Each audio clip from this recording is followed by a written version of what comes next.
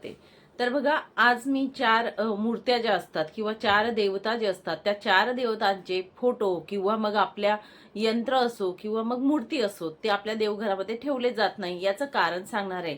पहिलीच म्हणजे कोणती, गणपती बाप्पांची उजव्या सोंडेची मूर्ती जी असते ती का ठेवत नाही। दुसरं म्हणजे नाग नंदी विरहित जी शिवपिंडी असते तीच आपल्याला ठेवायला सांगत असतात। आणि तिसरं म्हणजे मारुती जे असतात त्यांची मूर्ती आपल्या देवघरात नको असं सांगितलं जातं। आणि शनिदेव जे असतात त्यांचं यंत्र देखील आपल्या देवघरामध्ये ठेवायचं नाही। या चारही गोष्टी का बरं ठेवत नाही त्याविषयी थोडीसं जी माहिती आहे ती मी तुम्हाला सांगणार आहे। नक्कीच याचं उत्तर तुम्हाला इथे मिळून जाईल।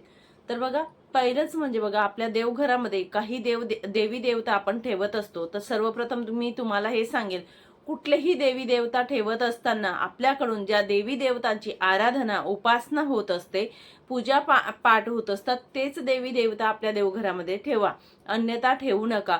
उगाच आपण प्रत्येक ठिकाणी तीर्थयात्रेला जात असतो आणि तिथून देव उचलून आणतो, पण मात्र आपल्याकडून पूजा होत नाही, त्याचे देखील आपल्याला दोष लागत असतात। म्हणून ह्या गोष्टी आपण करायच्या नाहीत।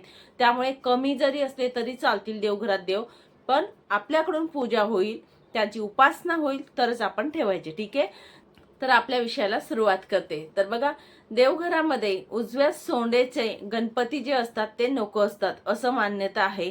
आणि उजव्या सोंडेच्या गणपती का ठेवलं जात नाही बरं, तर तुम्हाला सांगेल, उजव्या सोंडेचा जो गणपती असतो किंवा गणपती बाप्पा जे असतात त्यांचं सोहळं जे असतं ते खूप असतात, जास्त प्रमाणात असतात।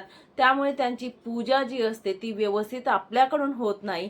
सोहळं न पाळल्यामुळे आपल्याला त्या गणपती बाप्पांची पूजा आराधना जे करत असतो त्याचे दोष आपल्याला लागत असतात।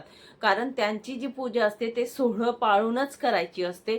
म्हणून आपल्या देवघरामध्ये उजव्या सोंडेचे गणपती बाप्पा जे असतात ते ठेवले जात नाही।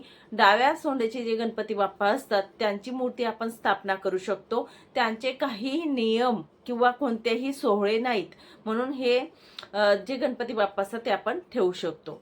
दुसरं म्हणजे कोणतं बघा, नाग नंदी विरहित जी शिवलिंग असते ती आपण देवघरामध्ये ठेवत असतो आणि तीच आपण ठेवायची असते। आणि नाग जे असतात किंवा नंदीची जी असते ती का ठेवली जात नाही, कारण बघा, जेव्हा पण आपण अभिषेक करत असतो महादेवांचा पिंडीचा, जेव्हा आपण अभिषेक करत असतो तर अभिषेक करत असताना जे पाणी असतं ते नाग किंवा नंदीवर पडत असतं, बरोबर।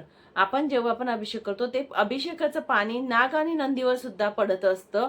आणि त्यामुळे काय होतं बघा, शिष्याचा कोप होतो त्या ठिकाणी। म्हणजे नाग आणि नंदी जे असतात हे महादेवांचे शिष्य आहेत आणि त्यांच्यावर जर पाणी पडत राहिलं अभिषेकाचं, तर हा अभिषेक मात्र गुरूंचा म्हणजे महादेवांचा असतो, नागनंदीचा नसतो। आणि त्या ठिकाणी जो शिष्य असतो त्याचा कोप होतो।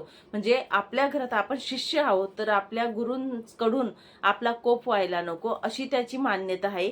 आणि त्यामुळे आपल्या देवघरामध्ये जेव्हा पण आपण अभिषेक करत असतो नागनंदीवर पाणी पडत असल्या कारणाने शिष्याचा कोप होऊन त्यामुळे त्याला दोष लागत असतात। आणि या कारणामुळेच नागनंदी विरहित जी पिंड असते त्या पिंडीचा आपण अभिषेक आपण करू शकतो आणि तीच पिंड आपल्या देवघरामध्ये ठेवायची असते।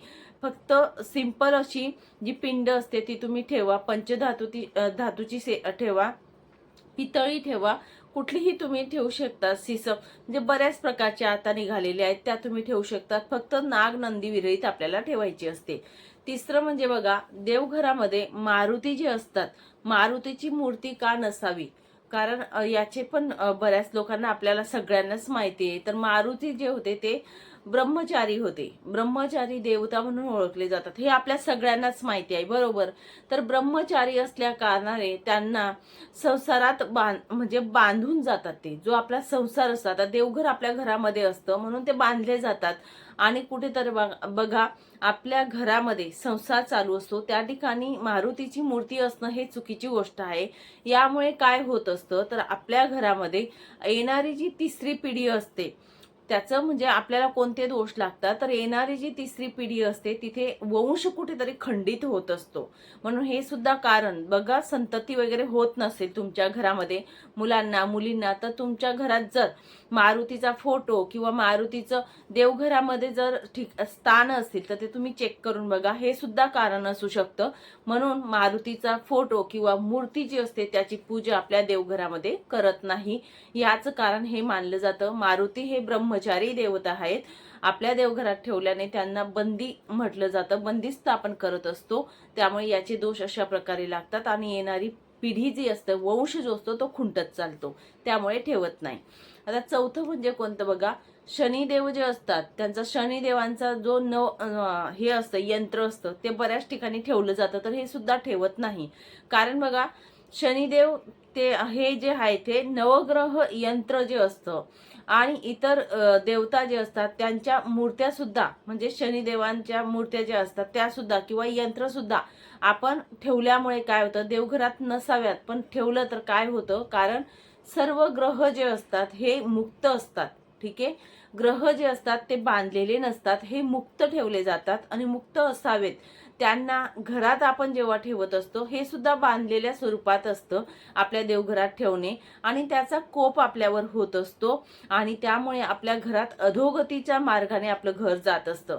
म्हणून आपल्या घरामध्ये कधीही शनिदेवाची मूर्ती किंवा शनिदेवाचा फोटो, शनिदेवाचं यंत्र देखील आपल्या घरात ठेवत नाही. आता ज्यांच्या घरात असेल त्यांना नक्कीच बघा, चेक करून शनिदेवांचा फोटो किंवा मूर्ती आहे का किंवा यंत्र आहे का, हे ठेवल्याने आपल्या घरात, आणि जर दोष असतील, तुम्हाला वाटत असेल की आपली जी काही प्रगती होती पण या यंत्र आल्यानंतर किंवा हा फोटो मूर्ती आल्यानंतर आपलं घर हे अधोगतीला जात आहे, तर नक्कीच पडताळून बघा. या कारणामुळे शनिदेवांचं यंत्र किंवा मूर्ती आपल्या घरामध्ये स्थापित करत नाही आणि या चारही देवतांचं म्हणून आपल्या घरामध्ये वास्तव्य ठेवत नाही. तर या पद्धतीने आपल्याला या गोष्टींविषयी थोडीशी माहिती मला सांगायची होती. खूप महत्त्वाची माहिती होती आणि ती तुमच्यापर्यंत पोहोचवण्याचा एक छोटासा प्रयत्न इथे केलाय. चला, सांगितलेली माहिती महाराजांच्या चरणी अर्पण करते आणि इथेच विराम घेते. नंतर अजून भेटेल अशाच व्हिडिओ सोबत. श्री स्वामी समर्थ. अवधूत चिंतन. श्री गुरुदेव दत्त.